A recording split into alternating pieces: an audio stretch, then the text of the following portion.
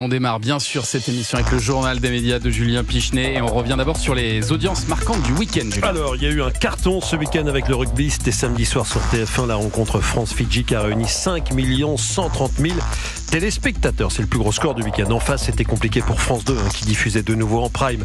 N'oubliez pas les paroles, les Masters, cette émission présentée par Nagui baisse par rapport à la semaine dernière avec 1,7 million téléspectateurs. France 2 a fait un meilleur score vendredi avec la série Astrid et Raphaël. Ça marche toujours très fort. Très Suivi fort. Par plus de 4 millions de téléspectateurs. TF1 est arrivé deuxième avec la Star Academy qui repasse tout de même au-dessus de la barre des 3 millions. Ça avait été plus compliqué le vendredi précédent. Ça cartonne sur les cibles. Oui, ça cartonne évidemment sur les cibles. On rappelle, et en quotidienne également tous les jours.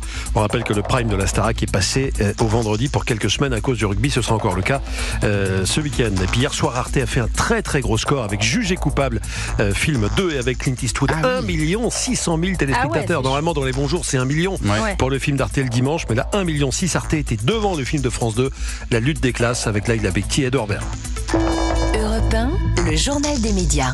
Et on revient d'abord sur les infos du week-end avec notamment cette chronique de Radio Nova qui a fait bondir le ministre de l'Intérieur. Le ministre de l'Intérieur, Laurent Nunez, qui a porté plainte après une intervention de Pierre-Emmanuel Barré, un ancien chroniqueur de France Inter, qui a qualifié la police et la gendarmerie d'institutions brutales et racistes. Il a aussi comparé les policiers et les gendarmes à Daesh.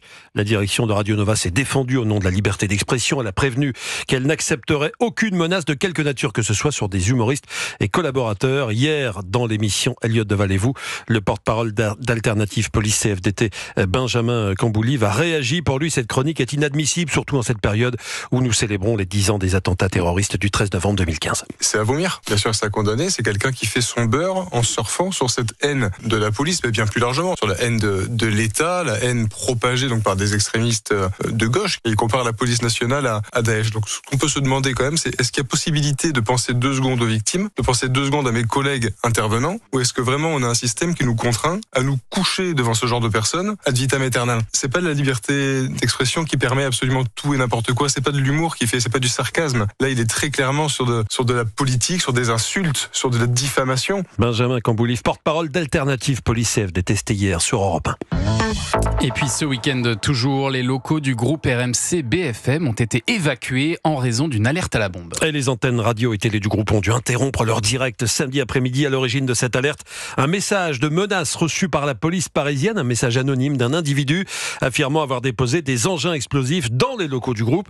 Tout le personnel a été évacué, le temps de laisser travailler les démineurs qui n'ont rien trouvé. Les émissions ont pu reprendre en fin d'après-midi après 2h30 d'arrêt. Le directeur général de la chaîne, Fabien Namias, a parlé d'un événement rarissime. Il s'est excusé auprès des téléspectateurs. Et puis alors vous vous souvenez de l'affaire Brad Pitt et de cette femme qui pensait communiquer sur les réseaux avec la star de cinéma. Bien sûr. Vous vous souvenez de cette histoire? On s'en souvient. Eh bien voici maintenant un autre épisode avec cette fois Pierre Garnier. Et en Belgique, une septuagénaire est veuve et visiblement persuadée d'échanger avec le vainqueur de la Starac 2023. Ses enfants ont tiré la sonnette d'alarme.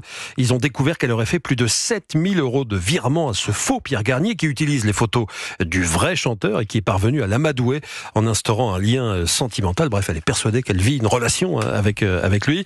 Pire, ce faux Pierre Garnier leur est demandé de couper les ponts avec ses enfants qui ont fini par porter plainte. Leur mère ferait des virements à ce faux Pierre Garnier à chaque fois qu'elle perçoit sa retraite. Elle vivrait actuellement dans le froid et sans chauffage. Il n'y a jamais une fausse Sonia Roland comme ça qui a essayé d'extorquer mais il y a des faux comptes parfois sur Instagram et tout ça, mais c'est vrai qu'il faut les dénoncer tout de suite. Non, c'est terrible pour cette dame là. C'est terrible. Il faut lui dire, si jamais elle nous écoute, que c'est un faux Pierre Garnier et qu'il faut arrêter tout de suite. Oui. Allez, on passe au programme maintenant. Et alors ce soir, TF1 lancera la nouvelle série d'espionnage avec Patrick Bruel. Menace imminente, c'est le titre de cette série inspirée du roman Unité 8200 au casting Natasha Lininger et Patrick Bruel qui pour la première fois tient le premier rôle d'une série télé. Il n'avait encore jamais tenu le premier rôle d'une série. Le chanteur-comédien va incarner un agent israélien. On a tous rêvé de jouer un espion, un personnage de service secret. On voit toutes les références qui ont animé notre enfance, notre adolescence et tous nos fantasmes d'acteurs, de James Bond à Jack Bauer, en passant par le Bureau des légendes ou autre. Donc secrètement, on espère qu'un jour un personnage comme ça va vous arriver. Puis quand il arrive, on espère qu'il va vous convenir, on espère qu'il va s'inscrire dans un scénario bien écrit, bien ficelé. Et ça a été le cas.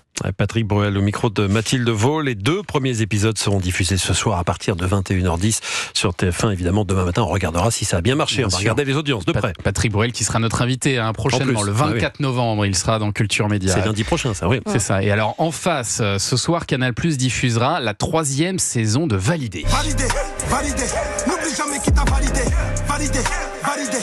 Autre ambiance avec la série de Franck Gastambide sur l'univers du rap. La première saison, sortie en 2020, il y a 5 ans, déjà accumulé près de 35 millions de vues sur l'App Canal. Un succès qui a bouleversé la vie de Seydou Camara et Brahim Boulel, les 2 acteurs qui incarnent les rôles de William et Brahim dans la série. On les écoute. L'ascension sociale qu'on a vécue, nous, dans la vraie vie, toute proportion gardée, c'est à peu près la même que Brahim et William ont à travers la série. Le plus grand impact que ça peut avoir, c'est au niveau personnel. Dans ma structure familiale, le fait de pouvoir amener ce genre de perspective, c'est-à-dire rentrer dans le cinéma, ça change une vie. J'ai des souvenirs avec mon papa aujourd'hui qui sont inestimables parce que je l'ai rendu fier d'une manière inattendue. Et puis il y a du bon, il y a du mauvais, parce que les gens n'ont plus le même regard qu'ils ont eu sur toi, ils ont plus ce regard bienveillant et ça t'apprend, ça te fait grandir. Tu vois qui sont les vrais. En fait, la vie te rattrape et te dit, ce sont pas tous tes amis et la plupart ils l'ont pas été. Seydou Camara et Brahim Boulel pour Europe 1. Et oui, dans cette saison 3 de Validé, on évoquera le revers de la médaille de